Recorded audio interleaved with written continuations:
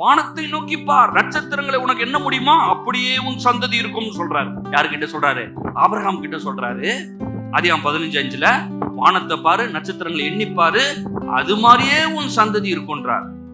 அடுத்து ஈசா கிட்ட வந்து ஆதியாகமம் 26:4 சொல்றாரு, உன் சந்ததியை வானத்தின் நட்சத்திரங்களை போல பெருக பண்ணுவேன். ஈசா கிட்டையும் வந்து அதே சொல்றாரு, உன் சந்ததியை வானத்தின் நட்சத்திரங்களை தனியை பெருக பண்ணுவேன். இப்ப யாக்கோபு கிட்ட வந்து ஆதியாகமம் 28:14 சொல்றாரு, உன் சந்ததி பூமியின் மண்ணை போல் பெருகும்ன்றார்.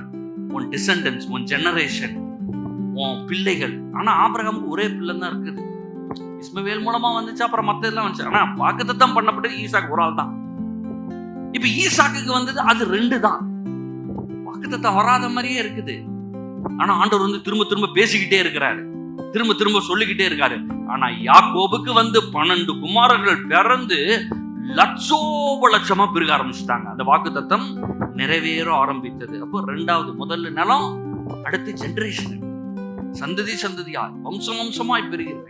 3வது பாருங்க, 3வது ஆபிரகாம் கிட்ட வராரு. ஆதியாகமம் 12:3 பூமியின் சகல வம்சமும் முன்னாலே ஆசீர்வதிக்கப்படும்.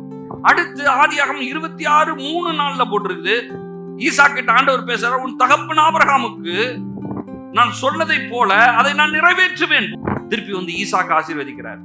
இப்ப யாக்கோபு கிட்ட வந்து பேசுறாரு. ஆதியாகமம் 28:14 பூமியின் சகல வம்சங்களும் உன்னாலும் உன் சந்ததியாலும் ஆசீர்வதிக்கப்படும். புரியுதுங்களா? நான் என்ன காட்டிட்டு வரேன்னு புரியுதுல உங்களுக்கு? ஆபிரகாம் கிட்ட சொல்றாரு, திருப்பி சொன்னதையே ஈசா கிட்ட சொல்றாரு, திருப்பி சொன்னதையே யாக்கோபு கிட்ட சொல்றாரு. ஆண்டவரெல்லாம் 10 வாட்டிலாம் சொல்ல தேவையில்லைங்க, ஒரு வாட்டி சொன்னாலே போதும். சொன்னதுதான், ஒரே ஒரு வாட்டி முடிஞ்சு போயிடுச்சு. திரும்பி வந்து பேசுற, அப்பாட்ட சொன்னேன், மகன்கிட்ட சொல்றேன், பேரண்டையும் வந்து சொல்றேன். அந்த யாக்கோபிட்ட தான் 12 கோத்திரம் வந்து அதுக்கப்புறமா லட்சோப லட்சமா பெருக ஆரம்பிக்கிறாங்க. நிலம், சந்ததி, எல்லாவற்றிலும் ஆசீர்வாதம், அதோடு சேர்ந்து இந்த தயவும் உள்ளே வருகிறது.